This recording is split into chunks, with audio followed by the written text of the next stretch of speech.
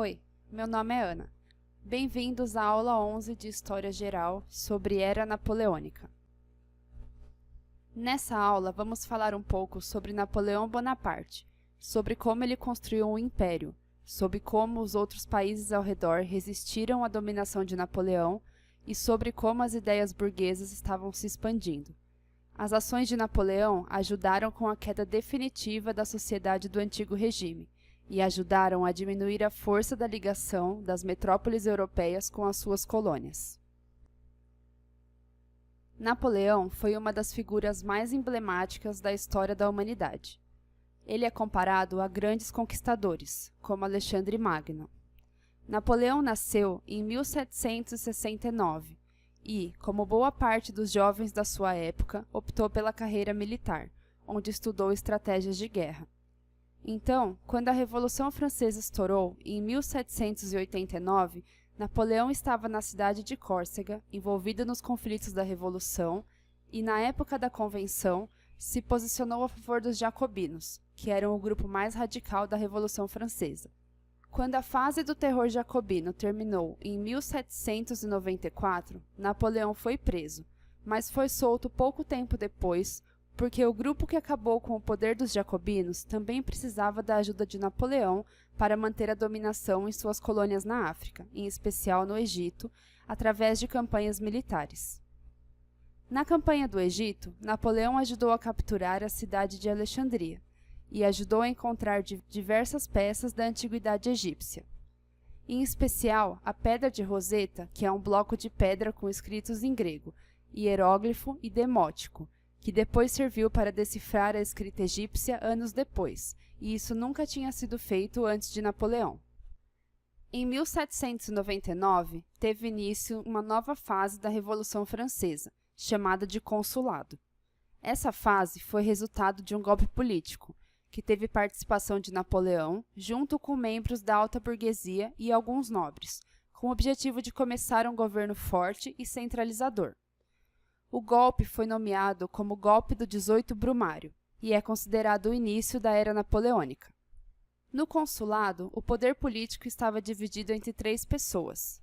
Isso permaneceu desse jeito até o ano de 1802, quando, por meio de um plebiscito, que é uma espécie de votação popular, Napoleão conseguiu se tornar o único com poder do consulado, tornando-se um cônsul vitalício. Quando Napoleão começou essa votação, ele sabia que ia ganhar. 2 anos depois foi formulado o Código Civil, que falava sobre a preservação dos direitos da alta burguesia.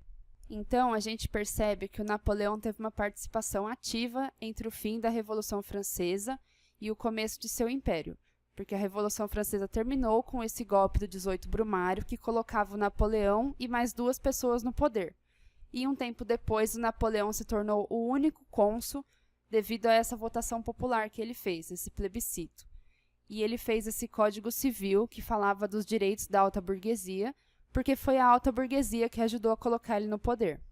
Napoleão, então, começou a se juntar a outras instituições para aumentar o seu poder. Por exemplo, ele se juntou com a Igreja Católica, chegando a oficializá-la junto com o Papa Pio VI, conseguindo um consenso entre a Igreja e o governo.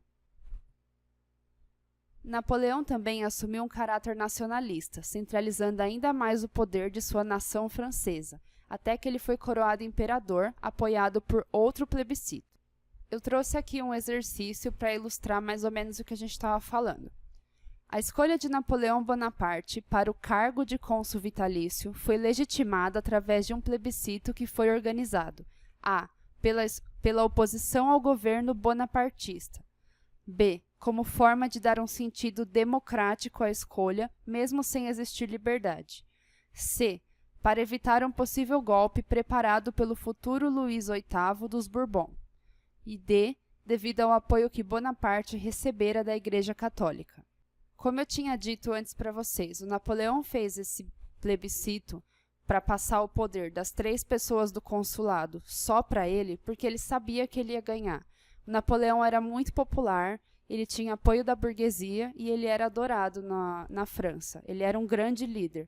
Então, ele fez esse plebiscito para ilustrar que a população tinha algum tipo de escolha em quem estava agora governando a França. Mas ele sabia que ele ia ganhar. Então, a alternativa certa é a alternativa B. O cargo de cônsul vitalício foi legitimado através de um plebiscito que foi organizado como forma de dar um sentido democrático à escolha, mesmo sem existir liberdade. Agora, voltando aos slides. Como a gente viu, então, Napoleão saiu da Revolução Francesa como um dos 3 cônsuls do consulado. Aí ele fez um plebiscito e se tornou cônsul vitalício, ele se tornou o único cônsul.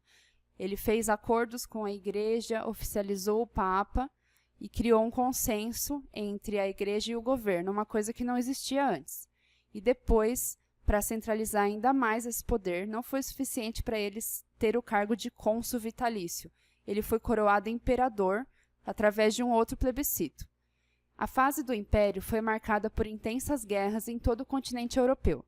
Essas guerras eram vistas por Napoleão como libertadoras, pois ele não estava preocupado em dominar territórios. Ele queria mesmo era derrubar os reis, pois o absolutismo era um modelo de governo antigo e que ia contra as ideias iluministas e burguesas de Napoleão e de todos que os apoiavam.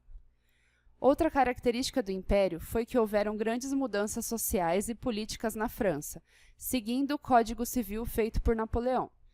O Código falava sobre direitos que depois foram usados nas constituições que nós temos até hoje, como o direito de ir e vir e o direito à liberdade de expressão. Mas esse código ele era principalmente para favorecer a alta burguesia, que é quem tinha ajudado Napoleão a chegar no poder. Então, todas essas mudanças políticas e sociais que aconteciam na França seguindo o Código Civil, elas, na verdade, eram todas a favor da alta burguesia. Em pouco tempo, Napoleão e seus aliados formaram um império gigantesco que tomou conta de praticamente toda a Europa. O único país de peso que não foi dominado foi a Inglaterra, protegida por sua posição geográfica e por ter uma marinha muito forte. Então, buscando derrubar a resistência da Inglaterra, Napoleão cria o Bloqueio Continental em 1806. O bloqueio continental era um acordo impedindo os outros países europeus, e também as suas colônias, a comercializar com a Inglaterra, que dependia desse comércio. Então, todos os países dominados por Napoleão, e consequentemente as suas colônias, fecharam seus portos e pararam o comércio com os ingleses. Isso, além de prejudicar a Inglaterra, que era o objetivo de Napoleão, também prejudicou os países, por exemplo a Rússia, que dependia muito do comércio com a Inglaterra e foi forçada por Napoleão a aderir ao bloqueio continental. Esse é um dos primeiros problemas que levaram à queda de Napoleão. Os países não concordaram mais com a política francesa que era imposta a eles. Aqui eu trouxe mais um exercício para ilustrar. O bloqueio continental, decretado por Napoleão, tinha como um de seus principais objetivos: a. Dificultar o comércio britânico, levando a Inglaterra a uma crise econômica. B. Impedir a vinda da família real portuguesa para o Brasil. C. Facilitar a invasão da Espanha. D. Dificultar ao Império Austríaco a aquisição de mercadorias. E E. Derrotar a Rússia, impedindo-a de comprar armas e alimentos na Europa Ocidental. Como eu disse para vocês, a Inglaterra era o único país de peso da Europa que o Napoleão estava tendo muita dificuldade em dominar, com os exércitos e com as guerras. Então ele decidiu dominar de um outro jeito. Ele ia fazer a Inglaterra chegar numa crise econômica, proibindo todos os países que estavam dominados por Napoleão, dominados pela França, a comercializarem com a Inglaterra. Então a gente chega à conclusão que a resposta certa é a alternativa A. O bloqueio continental tinha como principal objetivo dificultar o comércio britânico, levando a Inglaterra a uma crise econômica. Num primeiro momento, o bloqueio continental foi um sucesso.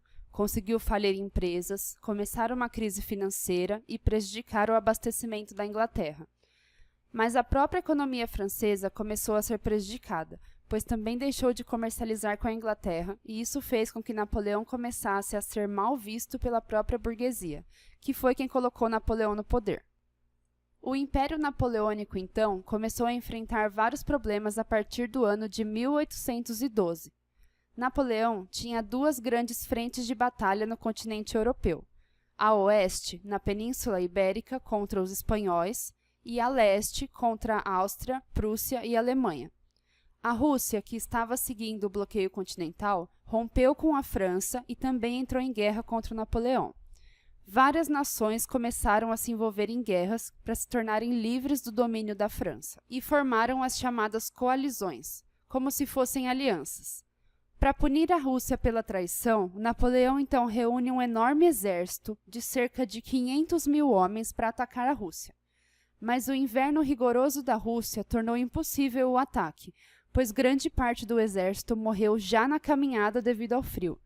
Ainda por cima, a Rússia destruiu plantações e esvaziou as cidades por onde o exército de Napoleão pudesse passar procurando comida e abrigo. Com isso, o exército se tornou exausto, faminto e doente, e os franceses foram obrigados a recuar, sendo então derrotados pela Rússia. Isso não ajudou com a popularidade do Napoleão, porque dos 500 mil homens que foram para a Rússia, só 40 mil voltaram. Então, em 1819, a cidade de Paris sofre um ataque, Napoleão renuncia ao seu governo e ele é exilado na ilha de Elba. Um tempo depois, Napoleão fugiu da ilha onde foi exilado, reuniu novamente o seu exército e conseguiu retomar o poder na França. Esse período de tempo que Napoleão ficou no poder durou 100 dias e terminou com a famosa Batalha de Waterloo, em que o exército de Napoleão foi novamente derrotado pela aliança entre seus inimigos, Inglaterra, Áustria, Rússia e Prússia. Após essa derrota, Napoleão foi novamente exilado, mas dessa vez para a ilha de Santa Helena, no Atlântico Sul, bem longe da Europa. Napoleão ficou lá até o ano de 1821, quando faleceu. E aqui, mais um exercício sobre o que a gente estava falando. Com a derrota de Waterloo, Napoleão ainda tentou articular um novo acordo de afastamento do poder, almejando um exílio em um lugar próximo ao continente europeu, como aconteceu após a abdicação de 1814. Entretanto, ao ser entregue ao julgo dos ingleses, Napoleão foi deportado para uma região bem distante do continente europeu. Tal região era A. Ilhas Malvinas, B. Brasil, C. Austrália, D. Ilha de Santa Helena e E. Antártica. Como eu disse para vocês, Napoleão Bonaparte foi deportado para a ilha de Santa Helena em 1815, escoltado por navios da Marinha Britânica. O líder francês ficou exilado nessa ilha até a sua morte. Pessoal, por hoje é só. Chegamos ao fim de mais uma aula. Espero que vocês tenham gostado e continuem assistindo às nossas aulas do cursinho. Muito obrigada!